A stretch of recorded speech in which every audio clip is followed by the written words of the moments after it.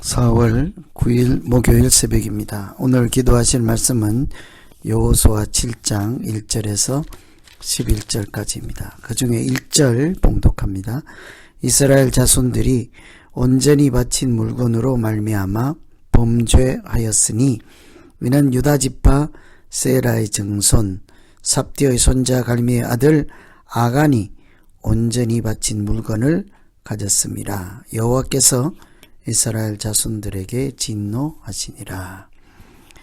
오늘 이 말씀은 여리고성을 점령한 다음에 있었던 몇 가지 일을 말씀하고 있죠. 여리고성을 점령하기는 했는데 그 다음 여리고성보다 작은 성을 점령하는 일에는 실패를 하게 되죠. 아이성은 여리고보다 훨씬 작은 성이었습니다. 그런데도 여리고성 더 어려운 여리고성은 함락을 시켰으나 아이성에 가서는 오히려 혼비백산 도망쳐야 하는 입장이 되었죠. 그래서 어떻게 큰 성은 점령하고 작은 성을 점령하는 데는 실패하게 되었을까? 하나님께서 이런 과정 가운데 무슨 말씀을 하시는가? 이런 것을 잘 살피고 기도하면 되겠죠. 우선 성공한 후에 경계할 것이 하나 있죠. 불순종입니다. 7장 1절에 우리가 읽은 말씀 중에 온전히 바친 물건으로 말미암아 범죄하였다고 하였습니다. 아간이 온전히 바친 물건을 가졌다. 여기서 온전히 바친 물건이라는 것이 의미가 있는 표현이죠. 온전히 바친 물건은 여리고성을 점령하는 것이 하나님의 거룩한 전쟁이기 때문에 그 성에서 획득하는 어떤 것이라도 누구도 취할 수가 없지요. 모든 것은 불태우고 개인적으로 그것을 전리품으로 가질 수도 없고 모든 것을 하나님께 드리는 하나님께서 하시는 전쟁이었죠. 헤렘이라고도 합니다. 거룩한 전쟁, 진멸 이런 것이 같은 표현입니다. 하나님께서 하신 전쟁이고 하나님께 온전히 드리는 전쟁이었다. 그래서 그 전쟁터에서 얻게 되는 어떤 이익도 갖지 못하게 하죠. 그런데 성을 점령하기는 하였으나 나중에 알고 보니 그 아간이라고 하는 사람이 전리품을 요 개인의 욕심으로 가진 거죠. 그래서 이것이 문제가 되어서 그 성을 두 번째는 하나님의 역사하심을 하나님의 도우심을 얻을 수 없게 되었습니다. 그래서 항상 우리가 선줄로 알면 넘어질까 조심하라 하잖아요. 앞에서 여리고성이라고 하는 대단한 성을 점령하였습니다. 성공하였죠.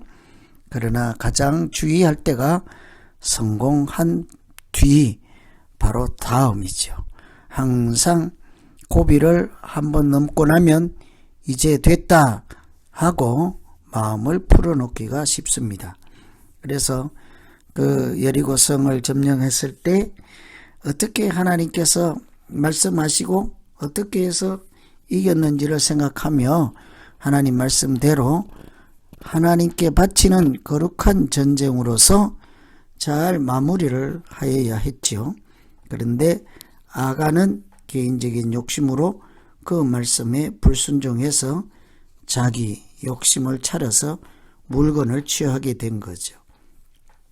아간이라고 하는 그 이름 자체도 괴로움이라는 뜻인데 그 한 사람의 이름, 그 한 사람의 행동 때문에 온 이스라엘 민족이 괴로움을 당하게 된 것입니다.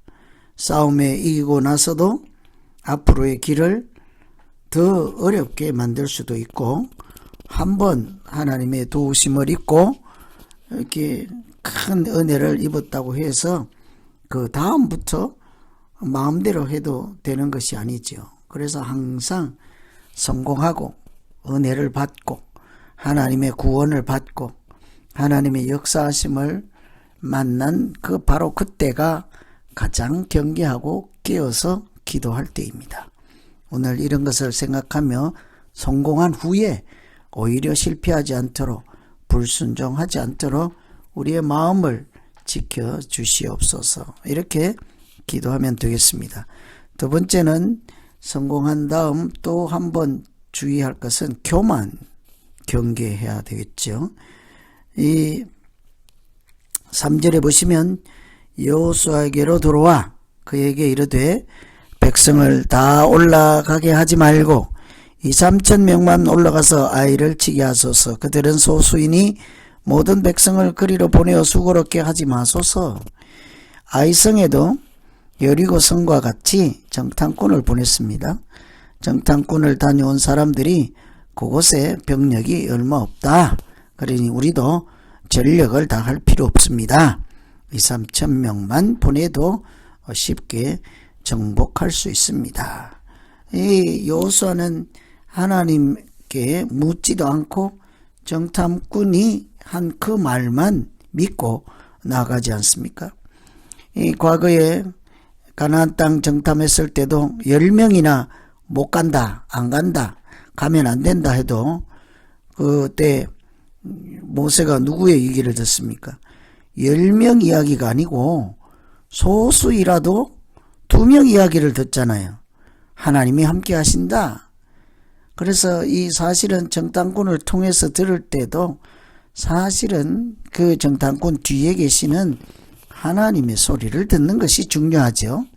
그런데 여호수아가 2-3천 명만 보낸다. 그 정탐꾼 얘기만 듣고 하나님께 묻지도 않고 갔다가 낭패를 당하죠.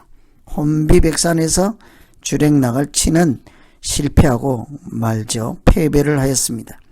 그리고 나서야 비로소 옷을 찢고 6절에 보시면 여호수아가 옷을 찢고 이스라엘 장로들과 함께 여호와의 궤 앞에서 땅에 엎드려 머리에 뒷걸을 뒤집어 쓰고 저물도록 있었다. 뒤늦게 회개를 하는 거죠. 하나님께 우리가 묻지도 않고 경거망동하다가 실패하였구나. 여리고성을 점령하게 했으니 우리가 어떻든 하나님이 또 도울 것이다. 자동이다. 이렇게 해서는 안 된다는 거겠죠. 하나님의 역사는 그때그때마다 우리가 매번 정결하고 성결하게 할 때 하나님의 역사가 우리에게 있는 줄로 믿습니다. 그래서 항상 선 줄로 알면 넘어질까 조심하고 하나님의 은혜를 받은 그 순간에 더욱 초심으로 돌아가서 하나님을 순전하게 사랑하고 순종할 때마다 하나님의 은혜는 더욱 충만하게 되지 않겠습니까? 그래서 오늘은 큰 성인 여리고성을 점령하고도 그보다 더 작은 아이성을 공격해서 실패했을 때 하나님께서 그들에게 주시는 말씀이 무엇이며 우리가 어떻게 믿음으로 살아가야 하는지를 생각하시면서 같이 기도하면 되겠습니다. 이제 우리 각자 기도하겠습니다. 하나님 아버지, 우리가 큰 일, 하나님의 큰 도우심으로 은혜를 입고 또 어려운 장애물을 넘고 성공했을 때 그때 더욱 정신을 차리게 하시고 마음을 경계하고 불순종하는 일이 없도록 하나님께 집중할 수 있는 믿음을 더하여 주시옵소서. 우리가 잘 될 때, 성공했을 때 교만하지 않도록 우리의 마음을 낮아지게 하시고 겸손하게 하여 주시고 오로지 하나님을 더욱 찬양하고 경배하며 하나님을 경외하는 지혜로 살아가게 하여 주시옵소서. 여리고성을 점령한다고 해서 그 다음에 오는 작은 고난인도 저절로 넘어가는 것이 아니라 역시 믿음으로만 넘어갈 수 있다는 사실을 기억하고 항상 자기를 살피며 세속에 물들지 않고 하나님을 더욱 경배하고 찬양하며 따라갈 수 있도록 우리 모두에게 순종하는 마음을 더하여 주시옵소서. 항상 하나님의 은혜를 기억하고 감사하고 찬양하며 믿음으로 살아가는 날 되게 하여 주시기 원하고 예수님 이름으로 기도하옵나이다. 아멘.